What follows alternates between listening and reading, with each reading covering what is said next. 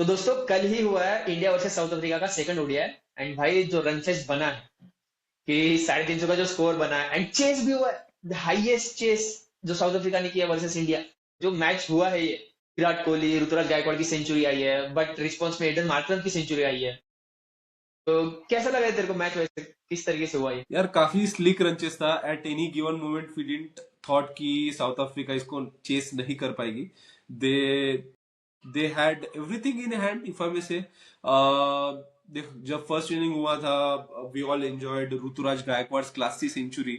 And like even though there was a batting partner like Virat Kohli, and he himself had like put on a second consecutive century, 53rd in ODIs, and greatest of the ODI players ever produced, not only in India but in international circuit, uh, like surpassing Sir Sachin Tendulkar by a good distance, if I may say. I never thought that I would say this, that in ODIs or in white ball cricket he has surpassed Sachin Tendulkar, but yes, he has definitely has.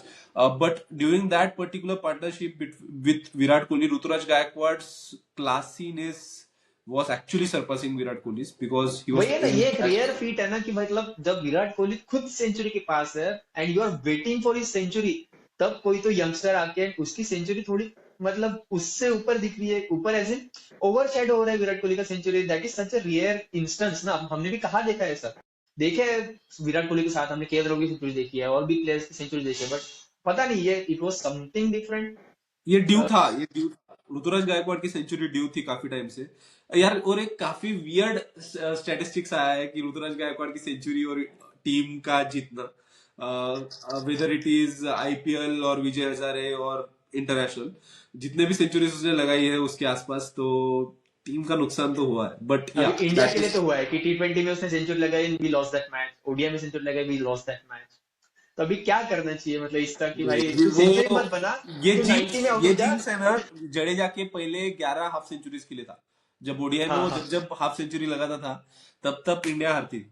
तो तो हम directly connect नहीं कर सकते। It would be wrong to compare that कि Ruturaj Gaikwad century ना लगा, he is a classy batter and he is a long career ahead, lying ahead of him. But yes, that is one of और the thing. हमने यही बोला है youngsters के बारे में, हमने जब भी बात की है तो तुम्हें देखो सेंचुरीज बनाने वाले हमने ये देखे कि 200 200 बनाने वाले बाहर बैठे हैं। ईशान किशन 200 बना के बाहर बैठा था, यस। ठीक है। तुम्हें अगर वो इम्पैक्ट बनाना है तो यू हैव टू अनाउंस कि yes I have come here. वैसे अगर तुम खेलोगे वो जो इम्पैक्ट में भी अभी ऋतुराज की उस इनिंग में बनाया है, यही तो यंगस्टर्स को करना है कि तुम्हें इम्पैक्ट प्ले करना है। कि unless you give an impact to the innings ना, तो तुम्हें कोई नहीं है। 100 वाले आने वाले हैं, तुम्हारे बाद भी है, तुम्हारे पहले भी थे। वो इम्पैक्ट खेलना जरूरी है, जो ऋतुराज के इनिंग्स में वो दिखा हमें। करेक्ट, इम्पैक्ट तो जरूरी है। लेकिन वही है कि इन्होंने जब वो पर्टिकुलर फाउंडेशन ले किया था, तो फिनिशर्स को कंप्लीट करना भी उतनी जरूरी थी। And what we found is finishers they are not able to complete that up sleekly. Last के 10 ओवर में बस 74 रन बने थे, and that was the difference, main difference. If I may say 40 over तक we were like on the same level.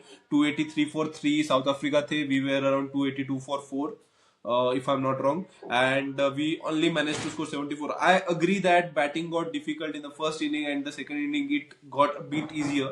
लेकिन यार finishing touch में currently Indian team is not good, and on top of on top of that, the fact that lied was we are not with the best bowling lineup which we have currently available, और नहीं, and तुम्हें पता था यार कि ठीक है, तुम्हें पता था सेकंड इनिंग में डी आता है यहाँ पे, ठीक है, और जो हो रहा है लगातार, तो तुम्हें पता था रन तुम्हारे कम बने हैं, but still I think that score should have been defended. But वो वही है कि हमारे पास बॉलिंग ही नहीं है वैसे। यार क्या बॉलिंग भी करें? नहीं है। और पता है कि साउथ अफ्रीका भी कभी पैनिक नहीं की, यानी नहीं। Even though they lost Jansen, Zorzi, like Zorzi तो रिटायर्ड हट हुआ, लेकिन यानसन और जॉर्जी का क्विक विकेट होने के बाद भी, यानी क्विक टाइम में उनके लॉस होने के बाद भी, और बॉश ने काफी अच्छे संभाल के ले लिया यार, कॉर्बिन बॉश। यानी इवन दो बॉलिंग में वो एक्सपेंसिव था, बट यार मानना पड़ेगा, even Maharaj and all played a sensible inning. And उसने बॉश ने बताया भी कि लास्ट में हमारा यही था कि सिंगल सिंगल लेंगे, कुछ ज्यादा करेंगे नहीं, जीत जाएंगे आराम से। And they won with 4 balls to spare with a chase of 359। And mind you, this the like joint highest run chase by any visiting team in India. 359 earlier was chased down, similar total was chased down by Australia in 2019 in Mohali, and now this is in Raipur. तो India needs to think कि क्या कर सकते हैं।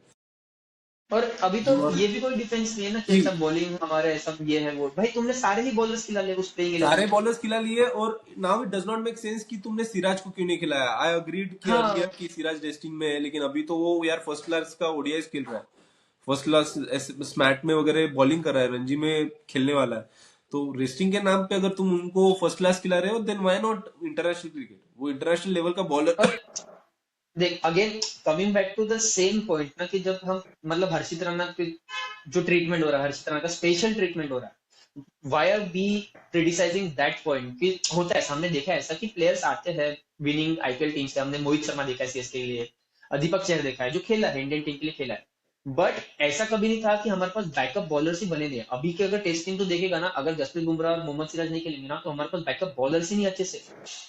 Don't say Harshit Rana is your backup bowler for Jasprit Bumrah, and Jasprit ठीक है। बुमराह भी उसके ऊपर जितना प्रेशर डाल रहे हो ना, अभी वो थोड़ा ब्लंट होते हुए दिख रहा है जसप्रीत बुमराह। तुम यार हाँ, like the level of support you should provide to Bumrah is not coming up, and he is slowly, फिर भी वो even though he is highest of his peaks, फिर भी हमको ब्लंट होते हुए दिख रहा है। तो we need to think of that. और तुम सीधी सी एंड बात है ना, अगर तू देख बुमराह ना इंजोर भाई, हुआ तो तुम्हारे पास क्या अर्शदीप है बैकअप सिंह में।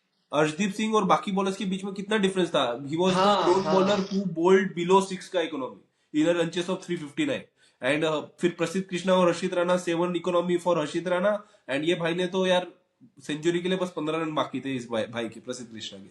सो yeah we can't defend, but at the same time it is a harsh reality we must go through. ODI वही अच्छे लेवल पे सेटअप हो चुका है, we as a fan to hope for the third ODI which on 6th। तो एक अच्छे level पे सेट हो चुका है ओडीआई सीरीज, 1-1 के साथ लेवल अप हो चुका है, and this South African team I must say have been a good competitor in ODI throughout the history. यानी हमने जब से खेलना शुरू किया है, बस एक सीरीज था जो 1-sided था, जो 5-1 से हम जीते थे, लेकिन बाकी सब सीरीज में they have been neck to neck with the Indian team, and this series would not have been any different like. तो ये तो होना ही था, and let's see how it goes in the third ODI for now, but yeah. अभी 2025 की पहली ODI तो हम हार गए हैं। आई होप कि ये वन ऑफ ही हो और ज्यादा ऐसे लॉसेस ना आए। एंड अभी नेक्स्ट ओडीआई तो विशाखापट्टनम देखना पड़ेगा कि वहां पे कैसा सीन रहता है, क्या वहां का चेंजेस पिच भी आता है। वैसे रन फेस रहेगा, वहां पे स्पिनर इसमें आएंगे। तो yeah we will follow that, and we will surely come back with the new video post the third match. Hopefully, we'll be on the winning side, and we'll grab this ODI series with maybe a ton from Rohit Sharma, which is due for 3 innings, and Virat Kohli also scoring. इन दोनों के बीच में अभी competition है first और second का. So yeah, exciting series as going to be, and we'll wish that the same competition level goes on. तब तक के लिए आप हमारे साथ बने रहिए, please do like share and subscribe, and बस ऐसे ही प्यार के साथ